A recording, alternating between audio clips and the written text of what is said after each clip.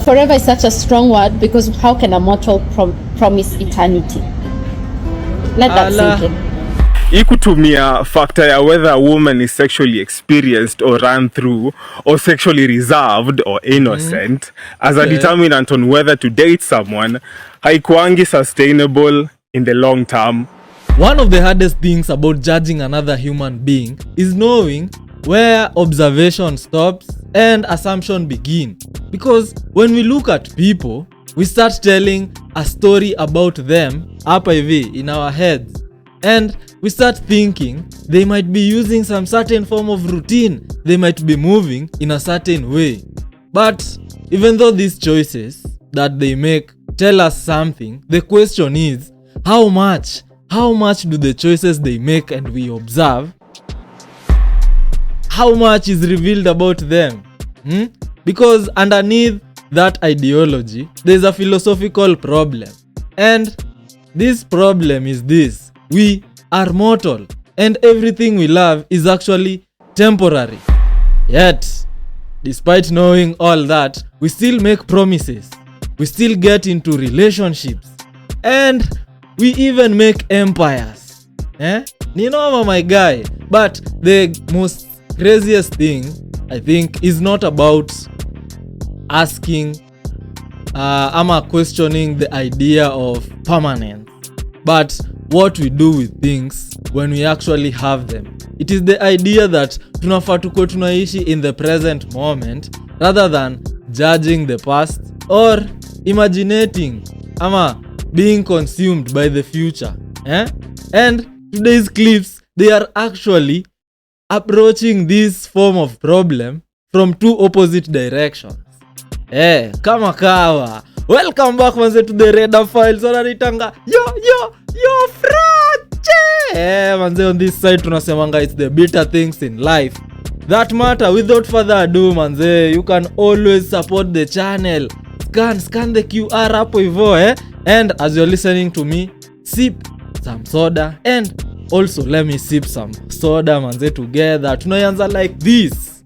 My dear fellow men, ikutumia factor ya whether a woman is sexually experienced or run through or sexually reserved or innocent as a determinant on whether to date someone haikuangi sustainable in the long term. Kama for me, nimewahi cheki bro flani alikuwa na dem neza define kama sexually reserved, but this woman turned out to be the most emotionally abusive woman I have ever heard of till date. This is the kind of woman that would even get to a point of having bro on his knees like, whatever you say mistress I will do. Well, on the other hand najua dem flani tulikuwa naye uni mwenye wazazi wake walimpeleka uni alafu akamdump huko. So she resorted to selling herself to make ends meet. So this one time ametoka kwa na client with her thousands in her pocket, and then anacheki this homeless families wanakuanga kwa streets kando ya supermarket flani, and she gets into the supermarket anawafanyia shopping. So and then she got home and then she found that she had like 300 bob remaining. So I ask you, of these two people, former and the latter, which one would you rather try and build something with long term? So nakuja kurealize hizi standards tunaikeanga binadamu wenzetu. Buchil. Those two choices manze, do they work for you? For me hapo hivyo kidogo zinachanganya. Why should I choose from two lesser things? Ziko engineered na ziko imposed. Sani ati ujitoe kwa kuona dunia through macho umeambiwa ucheki. Juu nagundua kila mtu in life amezaliwa afanye shit yake atoke. And you will always attract to your field watu wenye ni vibrational match to experiences na lessons unahitaji go through kufanya shit yako ndio utoke hii dunia. So let's let people breathe. Juu kila mtu anapitia vitu zake. Ama my dear. Damn, I think this guy is asking us to talk about change. Do you think people can actually change? Ama are people driven to making certain choices in their life due to the circumstances that they actually live? Juu, hizo choices zenye ametupatia, at the back of our minds, we should always interact with people knowing that whatever is happening to them, I mean, I completely understand what he's saying. Ni ile idea ya people are not fully like their choices, but we can also not stop thinking about the choices that these people make and be like they don't tell us something about them. Juni crazy. Choices reveal a lot to people. Si ati huyo dem mwenye alikuwa anaenda na sell her body then anakuja anasaidia watu. It is not like she didn't have another choice to make, and if she repeatedly went down that road, hata kama anarudi anasaidia watu, the question is, how does she view intimacy? How does she view risk tolerance? Juu hizi zote, they are going to tell you something about her. The greatest mistake we can do with those two choices is thinking that a certain behavior tells you everything, rather than that behavior tells you something, a snippet of who this person actually does.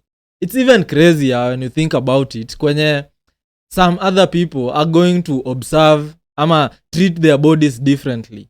For instance, kuna watu wanaingianga zoezi wanajituma hadi unakuwa like, god damn, are you trying to destroy yourself?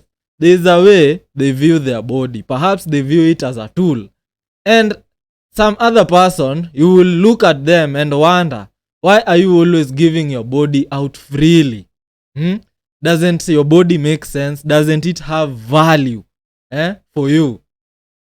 Ni crazy. Na tumeanza hii kitu tukiongelelea about change, and the change I am to ask you is that, do you think people actually change? Ama once a jembe, it is always a jembe. You cannot view it from a distance or from a certain angle, and all of a sudden it becomes a panga. Are you one of those people? Because on this side tunasemanga you should always navigate with balance. If you think a jembe is always a jembe, when you change certain behaviors that you have, do you expect people to embrace you as the changed person, or still harbor in their minds the idea that you are still that jembe we knew back in the days? Let me know down in the comments below. Forever is such a strong word, because how can a mortal promise eternity? Let that sink in. Wewe mwenyewe na expiring dates, what power do you have to tell me together forever? You get. And then another thing, people associating quality to permanence. I had a really good child best friend, and to be honest, after we went to high school, things were never the same again. We really tried, but they were never the same again. Does it make that friendship any less special because it wasn't immortal? It doesn't. So even when I'm going into relationships, hapa ndio kinaomana sasa. I have the mindset of, this is not permanent. Not even this may not be permanent. I know for a fact this is a season. The length of the season is to be determined by God, time and chance. You understand? Fuck. Hapo ndio kimeumana, my guy. Because whatever she's talking about, I completely understand it. It is the idea of detachment, not being attached to things. Because you realize when you are attached to things, you hold them so tightly in your grip to the extent of choking them. And when you do that, you take the life out of them and they are no longer pleasant for you. So I completely understand. But when you apply this ideology kwa relationship, hapo ndio kinaumananga. Juu sasa, what do you mean? When you enter into a relationship and you actually don't view that relationship, ama you view that relationship as something that it comes for a season and it's going to end. Do you think that is a great mindset when it comes to relationships? Let me know down in the comments below. Then, if you're a passing thing and I'm a passing thing, how do I want this small season that we have together to be? You understand? And I call it small in terms of the grand scheme of things. It can be small and be 20 years. When you put an expiry date or mortality, on something, then working with the consciousness that I can lose this at any time, you value it so much more, you handle it with so much more care, you're very conscious because you know it's passing. There's that scripture, teach me to number my days that I may gain a heart of wisdom. Yeah. Oh. Ooh, I love it. I love it. Oil type shit. Oh, sorry. It's not going Can to I be give you that another long. example? Yes. What's your favorite flavor of ice cream? Vanilla.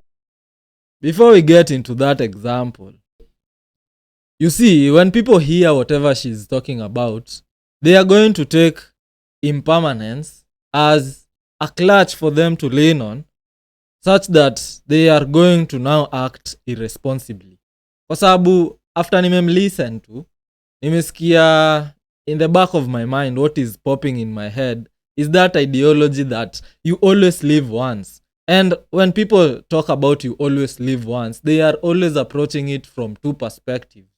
The first one, you only live once, so why should things matter? The other one, you only live once, so you cherish the life that you have. This all depends on the person that is listening to the message. And you know, people interpret certain messages that have two meanings totally different. Kwa sababu ya vitu zenye wanapitia.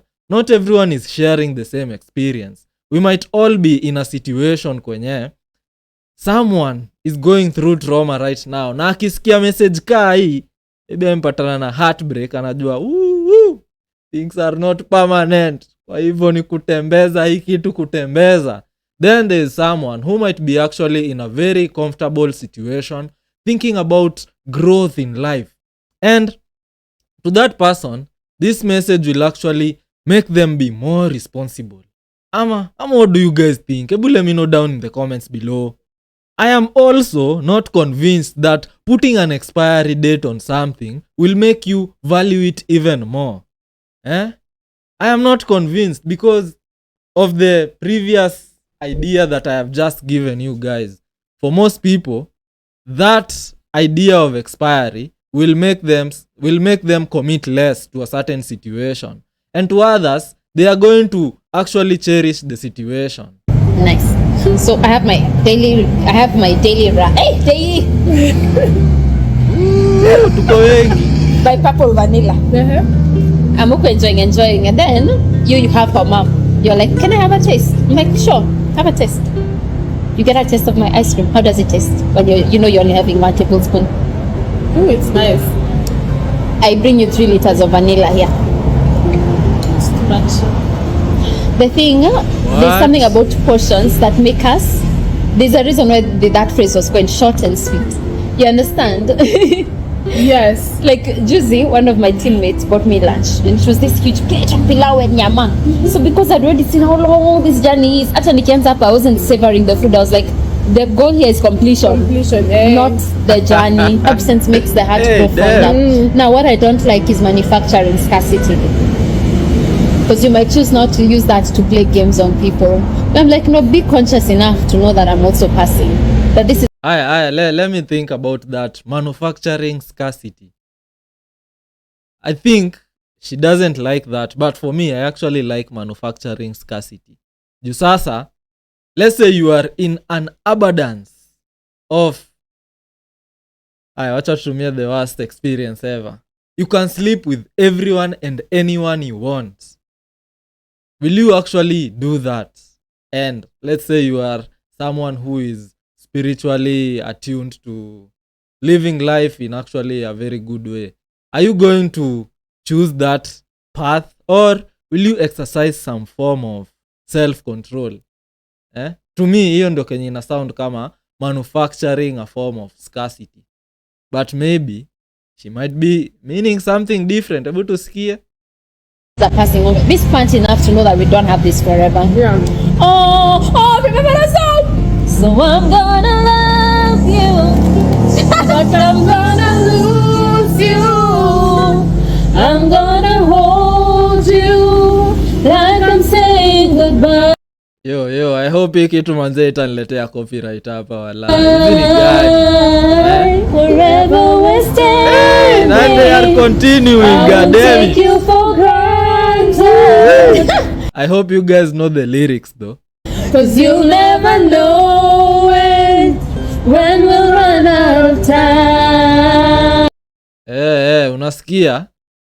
I think whatever they are talking about, me na overthink sana. They mean relationships. Yeah.